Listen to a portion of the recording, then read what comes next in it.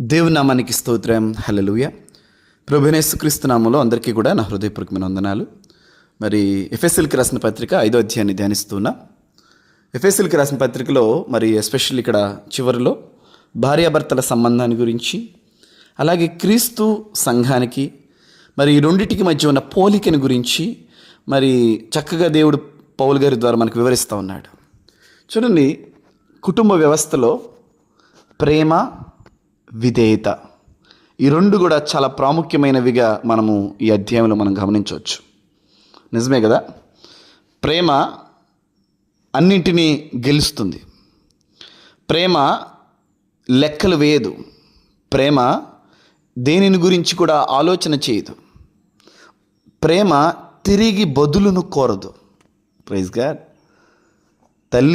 తల్లిదండ్రులు తల్లి పాలిచ్చేటప్పుడు, తండ్రి కష్టపడి పనిచేసి డబ్బులు తీసుకొచ్చేటప్పుడు, కుటుంబ అవసరాలు తీర్చేటప్పుడు, నేను ఇప్పుడు తీరుస్తున్నా కాబట్టి రేపు పెద్దయ్యాక వీళ్ళు తీరుస్తారనే లెక్కలతో తల్లిదండ్రులు మనకి సహాయం చేయరండి, ప్రేమించరండి. ఆ ప్రేమ డబ్బుతో కొనే ప్రేమ కాదు అది.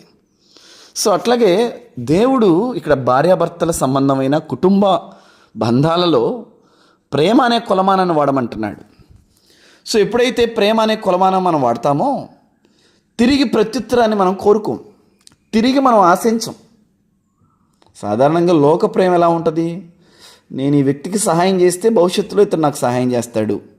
ఇది లోక ప్రేమ, లోక కొలమానం. కానీ ఇక్కడ దేవుడు చూపిస్తున్నది ఏంటంటే ఇక్కడ భార్యాభర్తల సంబంధాన్ని గురించి, బంధాన్ని గురించి. సో దేవుడి ప్రేమ తిరిగి బదులుని కోరదు. ఆమేన్. యేసయ్య మనల్ని ప్రేమించాడు, ప్రాణాన్ని ఇచ్చాడు, రెండు చేతులు చాపుతున్నాడు. హల్లెలూయా. అంతే తప్ప మన నుంచి ఏం ఆశించలా. క్రీస్తు సంఘమును ప్రేమించినట్లుగా మీరు కూడా ఒకరినొకరు ప్రేమించుకోండి. ఆమేన్. హల్లెలూయా. సో ప్రేమ అనేది ఇక్కడ మనకి కొలమానం. మనం పరిపూర్ణం అవ్వాలంటే ప్రేమ ద్వారా మాత్రమే పరిపూర్ణం కాగలుగుతాం. హల్లెలూయా. సో మనలో పరిపూర్ణ ప్రేమ వచ్చేంత వరకు మనం ఆత్మీయంగా పరిపక్వత చెందలేదనే అర్థం. హల్లెలూయా. ఎంత మనము గొప్ప వ్యక్తులమైనప్పటికీ, ఎందుకంటే 1 కొరింథీ పత్రిక 11వ అధ్యాయం రాయబడింది, హేమాహేమీలైన గొప్ప గొప్ప అద్భుత కార్యాలు చే శక్తి ఉన్నప్పటికీ కూడా ప్రేమ లేని వాడనైతే నేను వ్యర్థుడనే. మనుషుల భాషతోనూ దేవదూతల భాషతోనూ నేను మాట్లాడినా సరే ప్రేమ లేని వాడినైతే గణగణలాడు కంచు లాంటి వాడిని. ఊరినే పైన గోలగోలు తప్ప లోపలేమి ఉండదని అర్థం. కంచు అంటే ఏంటి? బయటికి రూపానికి బంగారమే, శబ్దం వస్తుంది బాగానే, కాకపోతే లోపల విషయం ఏం లేదు.